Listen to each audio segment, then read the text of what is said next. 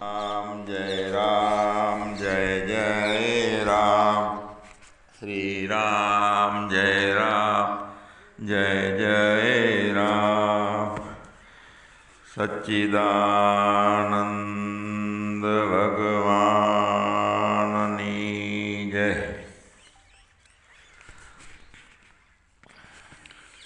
પ્રત્યેક માણસને, પ્રત્યેક પશુને, પ્રત્યેક પ્રાણીને અને મનુષ્યને બધાને દેહ ભાવનો નશો ચડે છે. પ્રકૃતિ માયાનો પ્રભાવ જ એવો છે કે એ નશો ના જાણતા હોય એને ચડવા માંડે. દેહ અભિમાનનો નશો.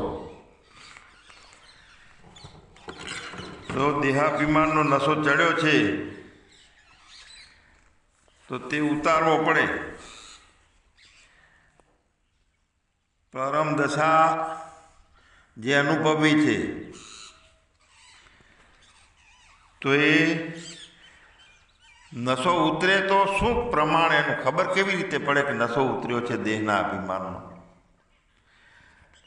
તો આપણા બધા કર્મો છે એ બધા અકર્મો બની જતા હોય. દેહ અભિમાનનો નશો ઉતરે છે જ્યારે પોતાના સ્વરૂપના અભિમાનનો નશો ચડે છે ત્યારે પેલો નશો ઉતરે દેહના અભિમાન. એટલે દશા આખી પલટી મારી જાય. પ્રથમની દશામાં કર્મો હતા, દશા બદલાઈ જાય એટલે આખું વિરુદ્ધ દશા ચાલુ થઈ જાય છે. દેહના અભિમાનવાળી દશા અને દેહના અભિમાન વગરની દશા. તો જે કર્મો થયા એ બધા અકર્મ થઈ જાય. ઈચ્છાઓ થઈ એ બધી અનિચ્છાઓ થઈ જાય. આપણું મન છે એ બધું અમન બની જાય. અમન. દ્વૈતો બધા નિર્માણ થતા એમાં અદ્વૈતતા આવી જાય. દશા બદલાઈ જાય, નશો ઉતરી જાય. મનુષ્ય દેહના નશામાં જ કર્મો કરું છું એવા ભાવ થાય છે. ઈચ્છાઓ અનેક પ્રકારની થાય છે અભિમાનના નશામાં. મન છે એ ખૂબ વેગ પકડે છે અભિમાનમાં, દેહના અભિમાન. એટલે ખૂબ બધા દ્વૈતો થાય છે. તો દ્વૈતો જે કરનારો છે અભિમાની છે એને પ્રમાતા કીધો છે. દેહના અભિમાનીને પ્રમાતા કીધો છે. હવે એમાં 3 પ્રકારના અભિમાની થયા. જાગ્રતનો વિશ્વ, સ્વપ્નમાં તેજસ અભિમાની અને સુષુપ્તિમાં પ્રાજ્ઞ અભિમાની. પણ એ ત્રણેયનો એક અભિમાની કહીએ તો અજ્ઞાન દશાનો પ્રમાતા. હવે દ્વૈતના બદલે અદ્વૈત થાય, પ્રમાતા ખસી જાય તો. પ્રમાતા છે એ દ્વૈતમાં છે, અદ્વૈતમાં પ્રમાતા ખસી જાય. દુઃખો છે એ દ્વૈતના કારણે, પ્રમાતાના કારણે છે. પ્રમાતા ખસી ગયો એટલે દુઃખ જાય. કલ્પનાઓ છે એ પ્રમાતાના કારણે છે, પ્રમાતા ખસી જાય એટલે કલ્પનાઓ, જલ્પનાઓ મટી જાય. અને એ પ્રમાતા વગરનો પોતે ચેતન છે એ બ્રહ્મજ્ઞાની. એ બ્રહ્મજ્ઞાનમાં પ્રમાતા વગરનું જીવન છે. પ્રમાતાથી ઊભું થયેલું બધું જીવન આપણે અજ્ઞાન દશામાં બધાએ અનુભવ્યું છે. અને પોતાની ચેતના પોતાના સ્વરૂપ સાથે ઓતપ્રોત થઈ ગઈ છે, અભિન્નતા થઈ ગઈ છે બ્રહ્મથી. અને પ્રમાતા એમાંથી નીકળી ગયો છે, બંધ થઈ ગયો છે એની દશા. તો બધા વિષયો, બધા ભાવો, બધું આખું જગત એ બધું પલટી મારી જાય. જગત સાચું લાગતું હતું એના બદલે બ્રહ્મદશામાં પછી જગત મિથ્યા થઈ જાય. ભાવ હતા એ ભાવાતીત ભૂમિકા થઈ જાય, પણ જીવન રહે છે એટલે અલૌકિક ભાવ થઈ જાય. બધા ભાવાતીતના ભાવો બધા અલૌકિક થઈ જાય. વિષયો બધા પ્રમાતાથી થતા હતા તો અહીંયા વિષય ચિંતન જ બંધ થઈ જાય છે. પ્રમાતા વગર બધું ઉલટું થાય છે. એટલે ભાવનો અભાવ નથી રહેતો, પછી અલૌકિક ભાવ થાય છે. ભાષા એ ભાષા છે પોતાની આખી, એ ભાષા નથી થતી પણ અલૌકિક ભાષા ચાલુ થાય છે. કારણ કે અલૌકિક એટલે આત્મવત, આત્મા જેવી ભાષા, આત્મા જેવું જીવન, આત્મા જેવું સ્વરૂપ. પોતાનું અંદર ચિંતન મનન બધું. ચશ્મા બધા બદલાઈ ગયા, બ્રહ્મના નોખા આવી ગયા ચશ્મા. એટલે અલૌકિક ભાષા થાય, અલૌકિક ભાવો થઈ જાય ચાલુ, બધું જ અલૌકિક થઈ જાય. વિચારે અલૌકિક થઈ જાય, જીવને અલૌકિક થઈ જાય. અંદરની સુખ દુઃખની ભવાટવી મટી જાય છે, પ્રમાતાના કારણે હતી. પ્રમાતાનું પ્રમાતાપણું મટી જાય એટલે અનુભવો અલૌકિક ચાલુ થાય. પછી તો કેવી રીતે અલૌકિક થઈ જાય છે કે એક જ માં આપણી સુરતા જતી રહે છે. એટલે જે એકમાં આપણે વધારે ઝૂક્યા તો બીજી બાજુ બધી આપણે જાણતા નથી અને પછી જોતાય નથી ને એમાં લક્ષ્ય નથી જતું.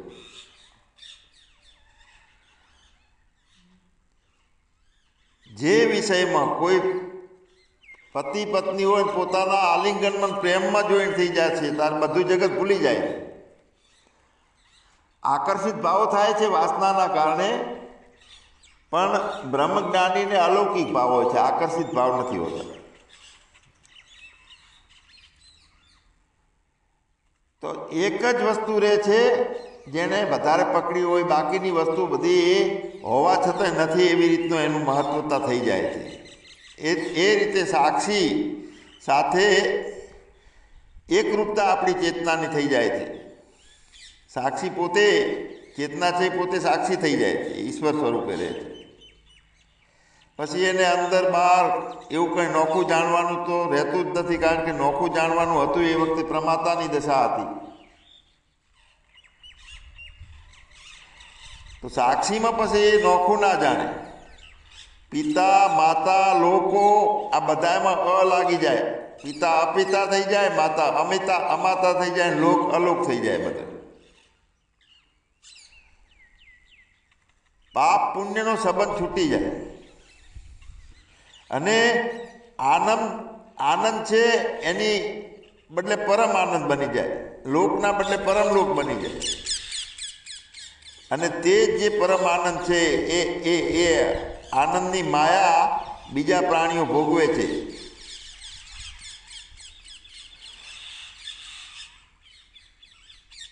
તો વેદાંતમાં શંકરાચાર્ય ભગવાને કીધી છે કે સદો મુક્તિ પ્રાપ્ત કરો. સદો મુક્તિ, જીવન મુક્તિ અને વિદેહ મુક્તિ એ બંને ખરી, પણ સદો મુક્તિ છે એટલે કે જ્યાં જઈએ ત્યાં તને ભાળવું, બધી જગ્યાએ સમાધાન, કોઈ નોખું રહે નહીં. બધા રૂપે પરમાત્મા દેખાવા લાગે. કારણ કે જીવન મુક્તિમાં મૂળ અવિદ્યા નાશ થઈ જાય, પણ વિક્ષેપ શક્તિ તો પાછી રહે જ છે. જ્યાં સુધી સર્વાત્મા ભાવને બધું સ્વીકાર ને બીજું કાંઈ છે જ નહીં, આ ભાવ ના થાય ત્યાં સુધી વિક્ષેપ શક્તિ થોડીક આવી જાય છે કે ભાઈ અહીં આશ્રમમાં આવ્યા છો, હરખું બેહવાનું, વાતો શું કર કરો છો, આ હંભળો કલ્યાણ થઈ જશે. આ બધી વિક્ષેપ ભાવ રહે જીવન મુક્તિમાં. પણ સધો મુક્તિ એટલે કાંઈ વિક્ષેપ ભાવ ના થાય અને સાચું કાંઈ ના થાય, ખાલી લીલા માત્ર કેવલમ કરે બધું. મુક્તિ એટલે બ્રહ્મરૂપે રહેવું. હવે બ્રહ્મરૂપે રહેતા રહેતા મેં વિક્ષેપ ભાવ ત્યારે જ આવે છે કે અંદર સંસ્કાર રહી ગયેલા હોય કે કરવું છું ને કરવાનું જરૂરી છે ને આ યોગ્ય છે ને શાસ્ત્ર વગર નહીં મેળાવે ને અમારા ગુરુ સાચાના બધી વિક્ષેપો છે બધા. પૂર્ણ રૂપે તન મન સુરતા નૂરતા બધું સ્થિર અને બધે જઈએ ત્યાં પોતાના સ્વરૂપે.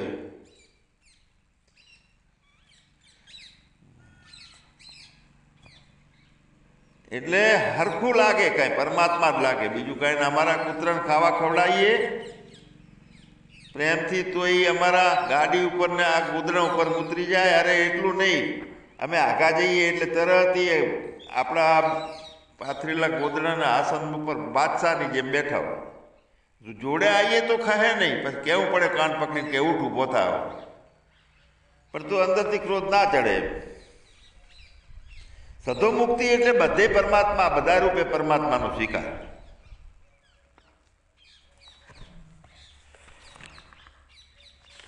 તો આવી સમાધિ એને કઈ સમાધિ કહેવાતી હશે?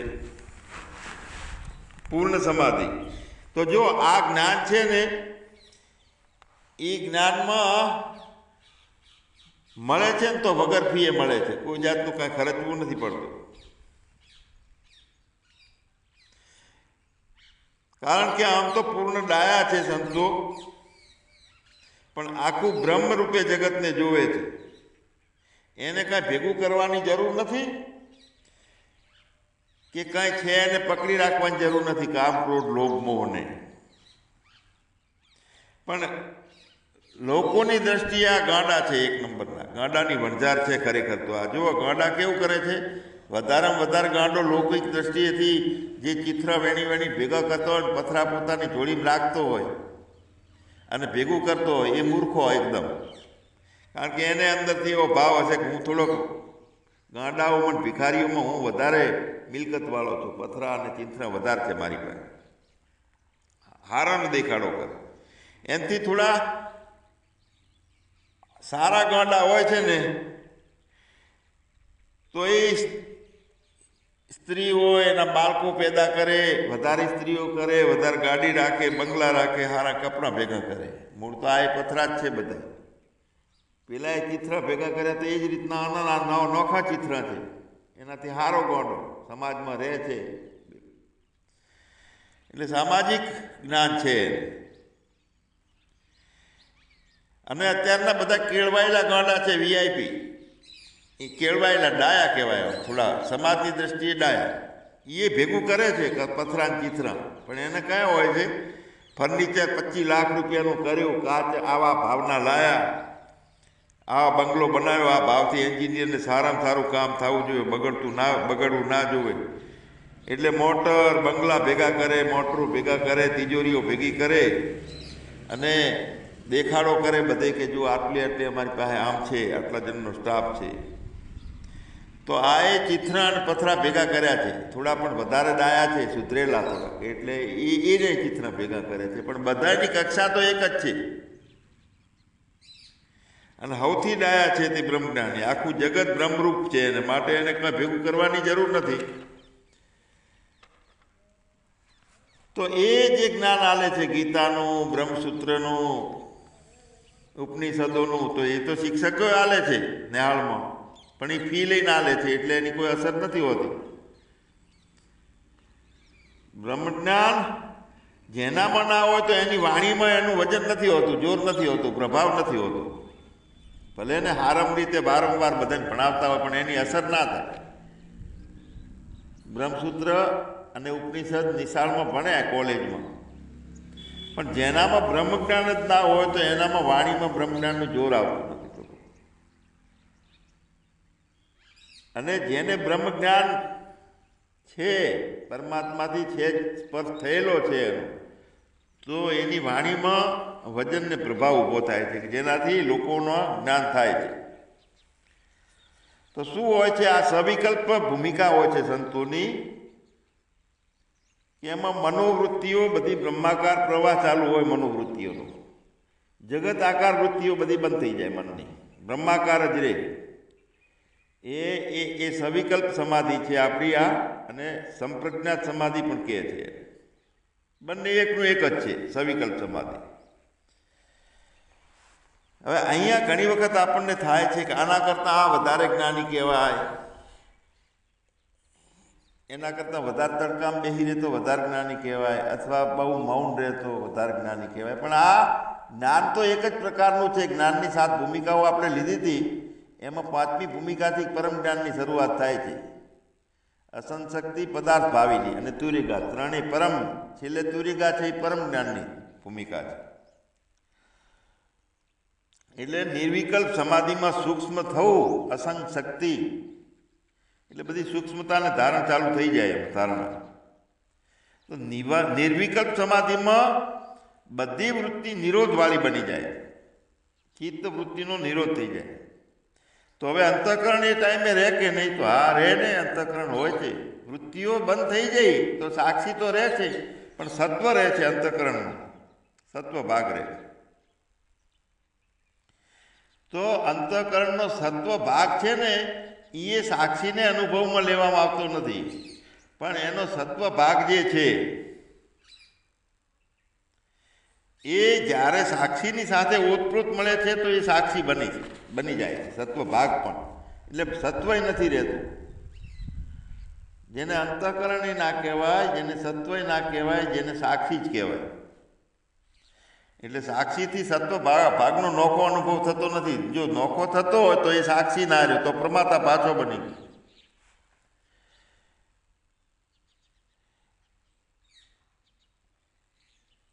એટલે ચોકઅપ થઈ ગયું બધું, એને જામી ગયું નિર્વિકલ્પ સમાધિમાં. બધી વૃત્તિઓ નિરોધ થઈ ગઈ છે તો જગત આખું જામી પડ્યું. માત્ર મેરે અપને સિવા કુછ નહીં. એટલે ચિન્માત્ર રૂપે સ્થિતિ પોતાની રહે છે. અને તે નિર્વિકલ્પ સમાધિ એટલે અસંપ્રજ્ઞાત સમાધિ ભણે છે. હવે સધો મુક્તિની વાત કરી છે એટલે સર્વાત્મ ભાવવાળી, સર્વાત્મ ભાવરૂપે મોક્ષ હોય મળે જ. એને દેવો પણ એને દૂર ના કરી શકે, એને આલવા આપવો પડે મોક્ષને. એને પ્રકૃતિ સાથ દે, એને વૃત્તિનો બધો ઉપયોગ જે કરવાનો હતો એ બંધ થઈ જાય છે, વૃત્તિઓનો ઉપયોગ. એટલે સાક્ષી ભાષ્ય આખું જગત બની ગયું અને એવો અનુભવ થઈ જાય. વૃત્તિનો ઉપયોગ બંધ થઈ જાય તો એ અનુભવ થયા પછીની વાત તો શું, કેમ કે કેવી ભૂમિકા હોય છે. ભાઈ લાકડા જ્યાં સુધી હળગે છે તો અગ્નિ ક્યાં સુધી ચાલુ રહે છે? લાકડા હોય ત્યાં સુધી. લાકડા જ પૂરા થઈ જાય તો અહીંયા વૃત્તિઓ ખતમ થઈ ગઈ છે બધી. તો જેમ વગર લાકડાએ પાછો ઓટોમેટિક અગ્નિ શાંત થઈ જાય છે, એમ કોઈ ઈચ્છાઓ નથી રહી, કર્તાનો ભાવ નથી રહ્યો, મન નથી રહ્યું, અમન થઈ ગયું છે.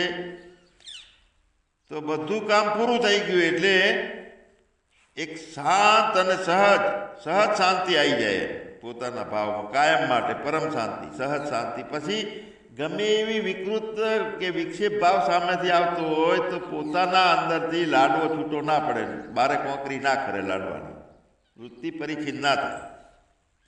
અને તે આપણું વિજ્ઞાતા છે. એ પછી વિજ્ઞાનને જાણનારો વિજ્ઞાન સ્વરૂપ છે. એટલે એ બીજાના જ્ઞાનની પછી ઈચ્છા ના કરે. પોતાને જાણી લીધો એટલે બધાને જાણી લીધો. પછી શાસ્ત્રોથી જાણે તો પોતાને જ જાણે, બીજાથી જાણે તો પોતાને જ જાણે, પોતાને જ જાણે તો બધું જાણે.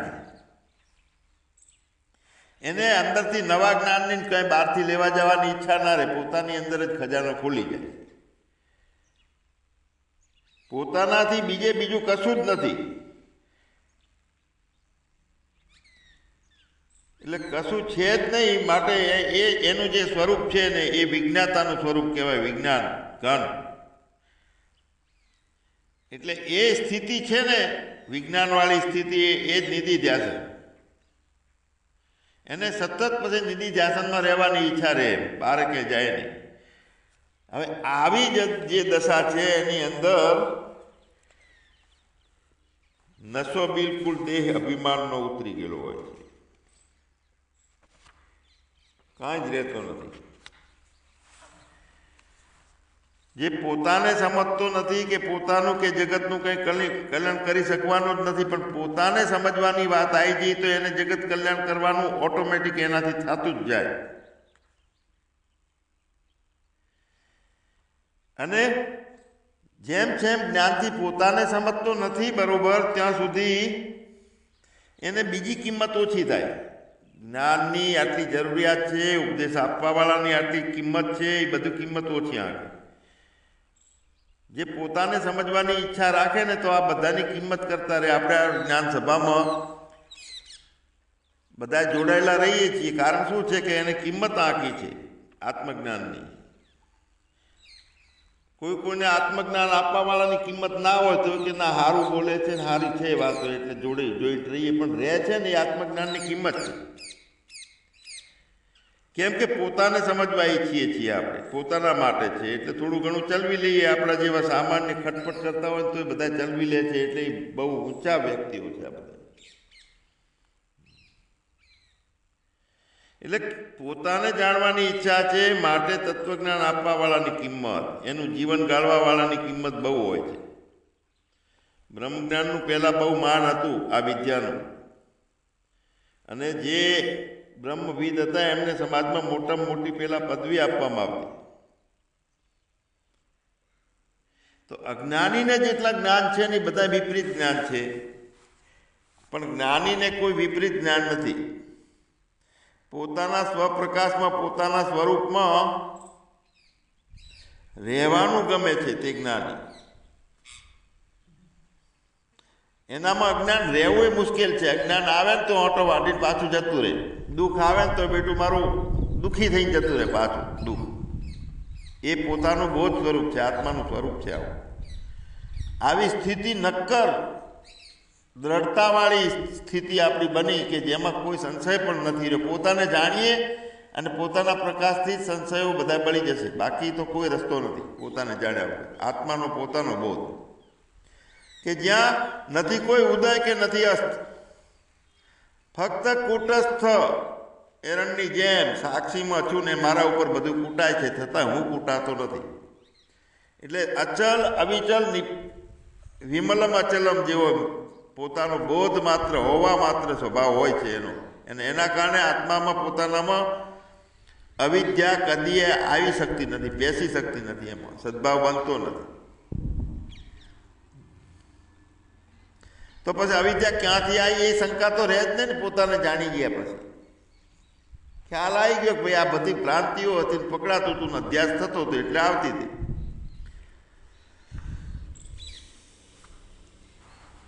તો પોતાની આત્મદશાનો વિચાર કર્યા વગર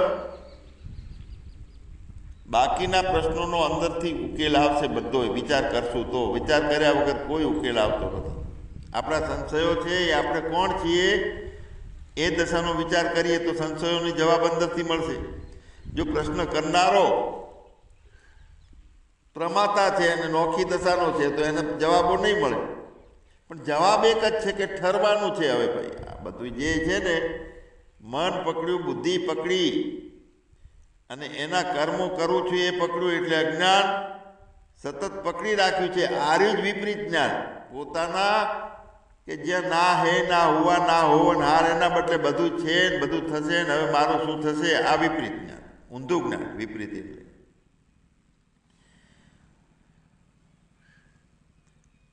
એટલે જે કંઈ આપણને જ્ઞાનેન્દ્રિયો મળી છે, અંતઃકરણ મળ્યું છે, બધી વસ્તુઓનો અનાદર કરીને પરમાત્માની માફક હોય એવું થઈ જાય તો સારું, એવું આપણને લાગે તે ખોટી વાત છે. અજ્ઞાનીને આ લાગે. વાણીનો અનાદર, જ્ઞાનથી ઇન્દ્રિયો જોવે છે એનો અનાદર, તો એ તો અવિદ્યામાં ધુતારા પણ કહી ગયું આપણું. અવિદ્યાના કારણે બધું પરમાત્માની જેમ થવું જોઈએ. તો વાણીમાં કદીએ ના થાય પરમાત્મા જેવું, સાંભળવામાં પરમાત્મા જેવું કદીએ ના થાય, વિચારોમાં પરમાત્મા જેવું કદીએ ના થાય. બધું પોતે બધું બાદ થઈ જાય. નેતિ નેતિ નેતિ નેતિ નેતિ કરતા જે ના બાદ થતો હોય વધે એ પોતાનું સ્વરૂપ છે. તો બધું પરમાત્માની જેમ થઈ જવું જોઈએ. આપણે ધ્યાનમાં બેસીએ એટલે પરમાત્મા જેવું. એ પરમાત્મા જેવી હતા દશા જ આખી નોખી છે કે જ્યાં કશું જ નથી, ચોકઅપ છે, પણ કોઈનો નાશ નથી ત્યાં. કારણ કે એક સત્તા બાકી રહે છે, પોતાની આત્મસત્તા, અને એ આત્મસત્તા બધા રૂપે બની છે. તો સર્વાત્મ સત્તા થઈ ગઈ, એની આત્મસત્તા છે. તો સર્વાત્મ સત્તા સિવાય બીજું નથી. તો ખિસકોલી આવી તો એ રહી જ બન્યો. કીડી મકોડો, કીડી વજન ઉપાડીને જાય છે તો આપણે કરવાનું કે વાહ પરમાત્માએ માયા કેવી મેલી થઈ. એનો એ માયા બન્યો ને એની કીડી એના બીજા માટે વજન ઉપાડી જાય છે. લોકો આપણે ભાર ઉપાડી જિંદગીથી ભેગું કરીને મરી ગયા ને એવી રીતે એ કરે છે. એક કાબેર બીજા માટે 5-10 દાણા ભેગા લઈને જાય છે, પાછી એને ખવડાવે છે બીજીને મોઢામાં ચાંચથી. તો આ બધા કુદરતી પ્રાકૃતિક ગુણો છે, બધા માયાએ મૂકેલા. પોતાનો જેમ જેમ જોઈએ તો એનામાં કાંઈ અવિદ્યા નથી, કાંઈ કરવાનું નથી, કાંઈ છે કે એવું નથી, બધું બંધ થઈ ગયેલું છે, પોતાના સિવાય બીજું કાંઈ નથી.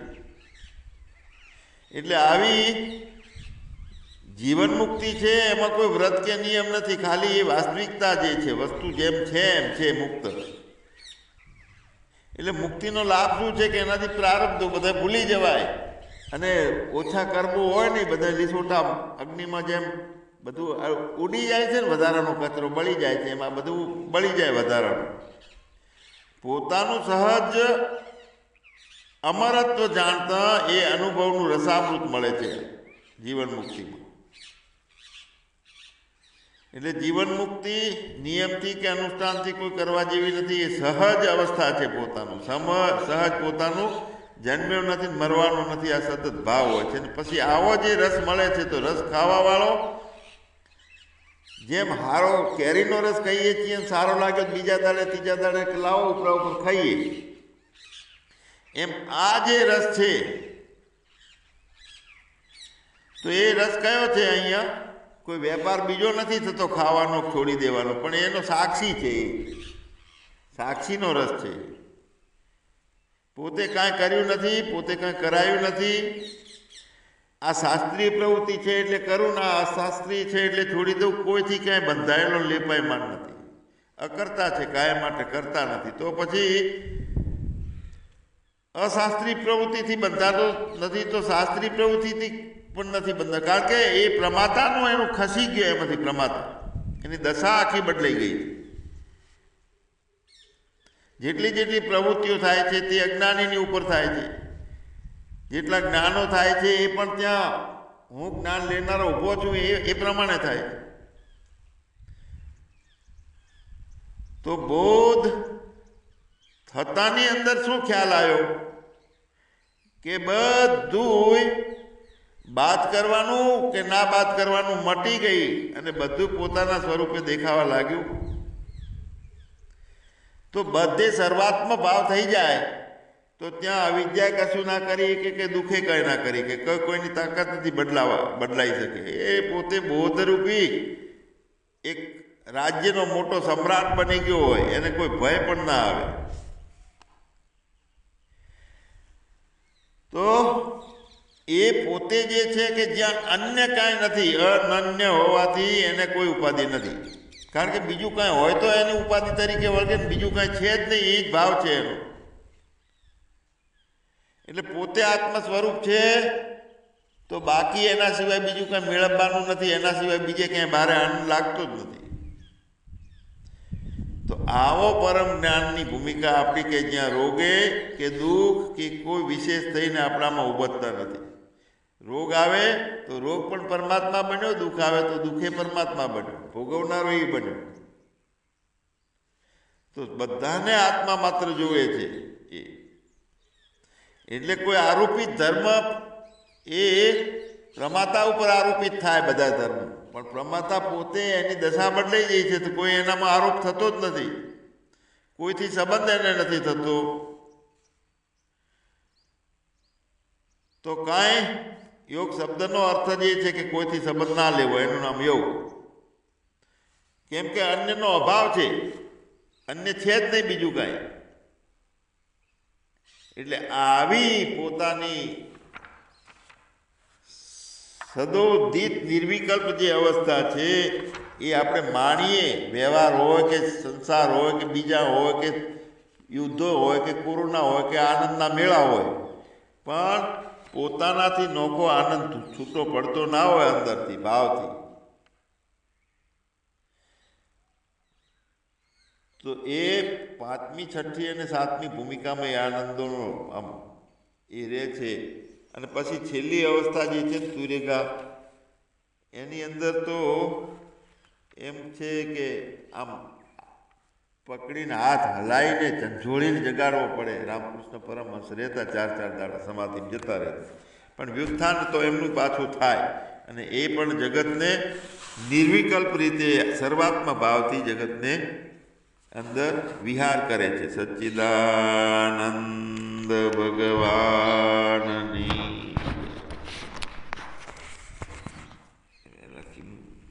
કેટલી થઈ 30 મિનિટ